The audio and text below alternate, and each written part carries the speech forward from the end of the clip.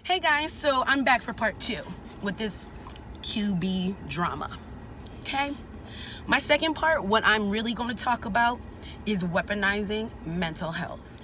Weaponizing mental health is an issue. But before I get to that, part 1 I went over having empathy, stopping and trying to understand how another person feels before we judge and talk crap to them and try to push our beliefs and what we would do on that person. I will always give this example, which I meant to put in the first video. What we do is you should have left. If you felt uncomfortable, you should have left. Why did you do this? Why did you do that? If this, you should have. If this was the case, you should have. And we come from a place of, well, if I was in that situation, we're not. Because if you really think about it, as much as she said she felt afterwards that this was a business transaction and they wanted to hold on to that, talking about, oh, if this really was a business transaction, you would have just got out my house, or we wouldn't have did this and that. It is a business transaction, and we're not going to play like it wasn't. Let's not do that. Let's be real. If we want to sit here and say that her feelings are invalid, I'm going to tell you no. Because on both sides, it was a business transaction. YouTube's a business transaction. Collabs are business transactions. You are spending coin to make coin on YouTube. Just because you threw a little bit of hospitality in it, which is subjective. Because again, she didn't feel that was being very hospitable. Does not mean it's not a business transaction, honey, because it is. You gave examples of we put our collabs on Blove's channel. You did, and that was a business transaction because you knew the second you did it, yeah, you're helping her get followers, but you're also getting a new fan base and vice versa. You're making them coin off of those collabs on your channels or your channel. You said both of them are on Blove's channel, right? That's business transactions. I watch enough Nikocado Avocado to understand how collabs work, why people do it. So let's get that out the way and quit pretending like all of this was not a business transaction. It was. And you might not have wanted her to feel that this was only a business transaction. Now that's what you need to say. You didn't want her to feel it was a business transaction, but at the end of the day, it was. And instead of having it to where moments turned into that friendship that she was looking for and even you guys were looking for, it doesn't take away the fact that it still was a business transaction. And I want everyone to understand, if you get that base part, put yourself in your shoes and realize this woman drove 8 hours to do this collab. That's coin for gas and or rental car. That's coin for a hotel room. And that's time. Time. So yes, even though she might have felt uncomfortable, I can understand. I have empathy enough to sit here in the truth and understand I'm not going to turn back around after I did all of that. But again, I can't expect everyone to do what I did or what Q did. There are many of people who would say, well, girl, I would have dipped. That's you. And who am I to judge you for that?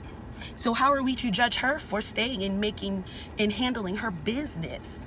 Because this was a business transaction, no matter what you say. And I'm not that naive to think it wasn't. Okay? So when it comes down to you understand that this is a business transaction, no matter what, you feel some type of way on both ends, it don't matter. You're going to finish this business. Because at the end of the day, you guys came together, you spent coin. I'm tired of seeing everyone, well, she spent this and she did that. Let's sit back and look at both sides. Because again, I can understand. She bought the seafood. To me, that's hospitable.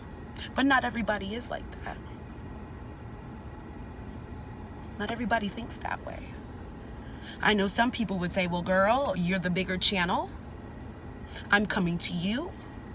I'm driving these hours. I'm booking this hotel. What I'm spending on this collab trip is going to equal almost as much as how much that seafood might have cost and that chicken. So let's think critically. Let's sit back and really put ourselves in them shoes and be honest and say, would I go home? If you would, go ahead. And I'm not going to judge you for that. But I'm going to tell you right here my truth. I did all of that. And I feel some type of way. I'm uncomfortable. Best believe I'm biting that bullet and I'm handling my business. I do it every day. Social anxiety and all. But the main point of this video is we're not weaponizing mental health to help our narrative. We ain't doing that over here, especially when mental health is so stigmatized in the Black community, especially. We ain't gonna sit here and say because you don't believe we were hospitable, you don't believe this or that, because you feel a certain type of way that does not agree with my beliefs, feel some type of way that doesn't agree with how I feel about the situation. We ain't throwing no delusional. We're not saying little things like, I don't know what was up in her mind. I don't know what she was going through at that time, what she was thinking when this happened. That's weaponizing mental health. That's saying, hey, guess what? Because you didn't believe what I believe, you crazy. You must be crazy because you don't believe what I believe. And again, like I said in my last video, as a people, we trying to come up. We can't be doing what our oppressors do to us. Oh, what do you mean? There's no racism? You're crazy. Y'all are crazy. Oh, you didn't feel we were hospitable? You don't feel that we did what we should? You didn't feel comfortable with us? You didn't like how I did this? Well, you're delusional. We don't weaponize mental health around here. And that's what I didn't like about their response video. Because at the end of the day, you gaslighted us. You threw out your idea of what you consider hospitable, which again is subjective. And when she didn't agree with how you felt you would have been hospitable, or how hospitable you were, we threw up delusional. Whole definition. Are you for real?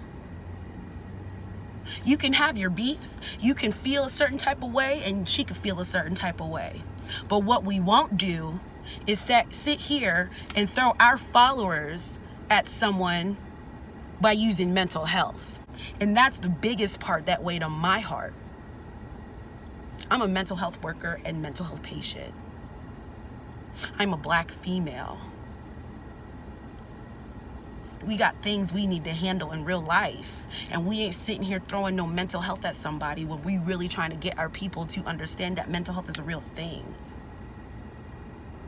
Throwing out delusional, gaslighting your followers by throwing out your examples of what hospitable is, which again is subjective and how you felt. Just because she didn't believe or feel what you thought you were putting out to her, she's delusional. Like I said, everybody's feelings are valid. It don't matter that you feel hospitable. You felt like you were being nice. You guys were cool and kicking it and all of that. That's your feelings. Who am I to say that's not right? But I'm not going to sit here and say, oh, because you guys said this, she delusional. Yep, that must be fact. No. Because there wasn't enough receipts for me to sit here and really believe that she's delusional.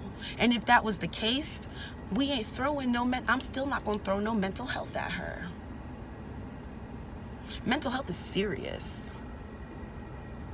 Now, anybody can sit here and say, oh, that was just saying, he was just defending his mother. And go ahead. I am not mad at you for defending your mother and your family. Because like I said, I subscribe to them both, and I will continue to subscribe to them both. But the way this situation is turning out is not okay. We're not throwing mental health out there to fit our narrative so people can understand you better. You have 1.8 million followers.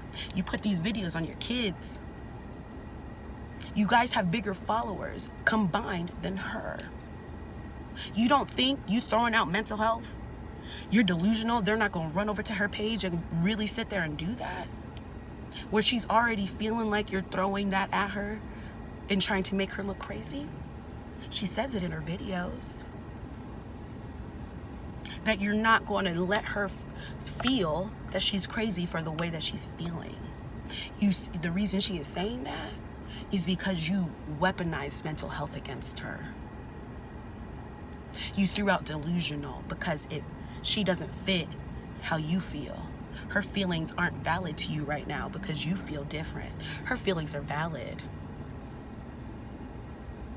How somebody feels, no matter what, is valid. And if I disagree with you, I'm not going to call you delusional. I'm not going to sit here and say, I don't know what was in your mind. I'm not going to do that. Because that puts negative connotation on that person and puts a negative connotation on mental health. Even if I'm one of them, even if she don't have no mental health issues, we're trying to sit here and end the stigma. Let's not weaponize it against somebody because they don't feel the way I think they should feel. They're not doing something the way I think they should do it. Because we're not Blove's family. But we sure ain't gonna turn around and weaponize mental health to get our points across. We're not gonna do that. And that's not okay at all. Point blank, period. But what I want everyone to take from this is this. Stand, take a moment, look at somebody else and try to understand what they're feeling or where they're coming from, even if it's something that you might not agree with. Try to understand and have some empathy for someone. And don't push our feelings and how we would behave on somebody else either. Because how Q feels, or anybody, and how Blove's family feels, is valid. Because you're allowed to feel what you feel. And you're allowed to behave on those feelings the way you want to. Because who are we to judge? Nobody's the same. Nobody behaves the same. Sometimes we do. But we are all individuals. We all have dealt with different things in our life in different ways. We have different things that trigger us, our emotions, in different ways as well. And we will behave off of those emotions differently as anybody would. What we're not going to do is weaponize mental health. That's what we're not going to do.